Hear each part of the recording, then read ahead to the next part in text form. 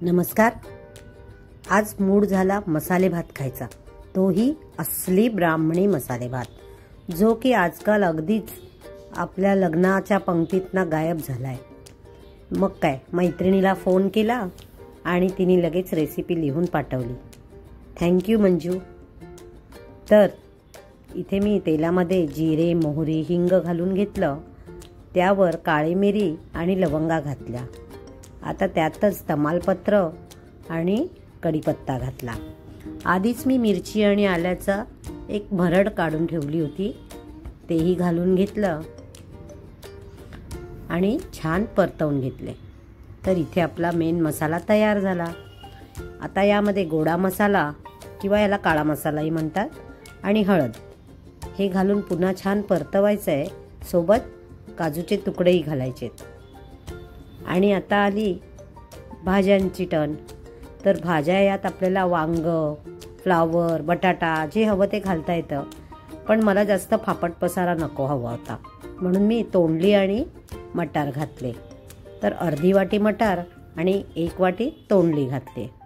त्यामध्ये आता 1.5 पावणे 2 वाटी तांदूळ, जो कोलम आहे, आपल्याला बासमती तांदूळ घ्यायचा नाही आहे, कोलम घ्या तरच छान होईल भात।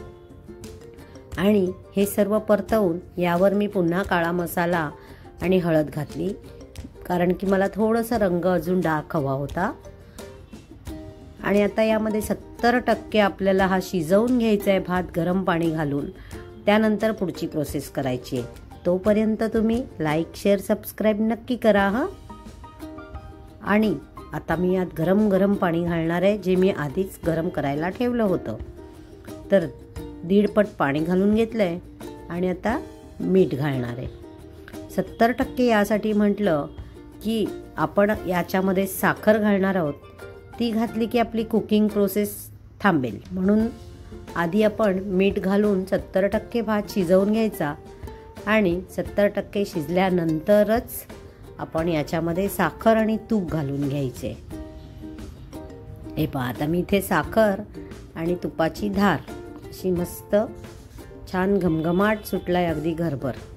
आता झाकण घालून उरलेले 30% भात आपण शिजवून घेतलाय, यावर भरपूर कोथिंबीर आणि ओलं खोबरं घालायचंय आणि मस्त आनंद लुटायचा आहे। तर कशी वाटली आजची रेसिपी सांगायला विसरू नका। लाईक, शेअर, सबस्क्राईब नक्की करा आणि पुन्हा भेटूया उद्याच्या भागात। तुम्हाला अजून काय बघायला आवडेल ते नक्की कळवा। चला तर मग इथेच थांबते। धन्यवाद।